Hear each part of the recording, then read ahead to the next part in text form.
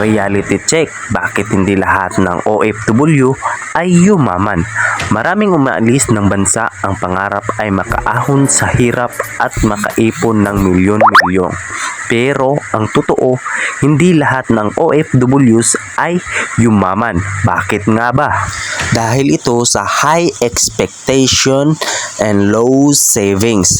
Dahil malaki ang sahod sa abroad, akala ng pamilya at kamag-anak unlimited na ang pera. Kaya ang resulta, padala dito, gastos doon, utang paminsan, wala nang natitira para sa sarili. And then ang pangalawa, habang tumataas ang kita, tumataas din ang gastos. Branded na gadgets, luho at pabunggahan minsan para lang hindi mapahiya. Kaso ang huli, walang ipon o investment. And then ang pangatlo, short-term mindset. Enjoy muna sa kanaang ipon.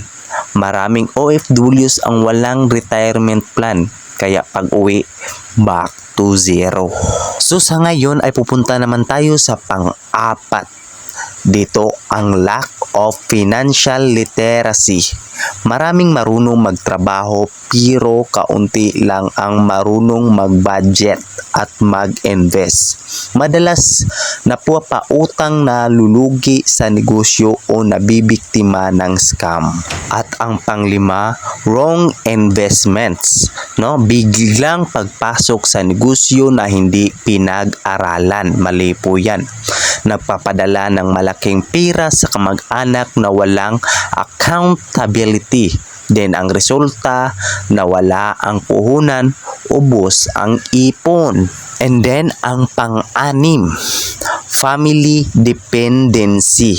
Dahil alam ng pamilya na may OFW, umaasa lahat sa kanya. Lahat ng gastusin sa OFW, ang sagot, walang teamwork, kaya siya lang ang napapagod. And then ang panghuli ay ang kalusugan ang nasasakripisyo.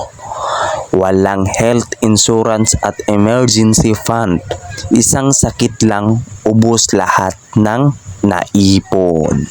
Kaya reality check para sa mga OFWs dyan na walang ipon, hindi sapat ang malaki ang kita. Ang tunay na susi sa pagyaman ay ang disiplina, tamang paghawak ng pera at plano para sa future. At yun lamang po, salamat sa pagkinig at panonood. Muli ako po si Daisy Real.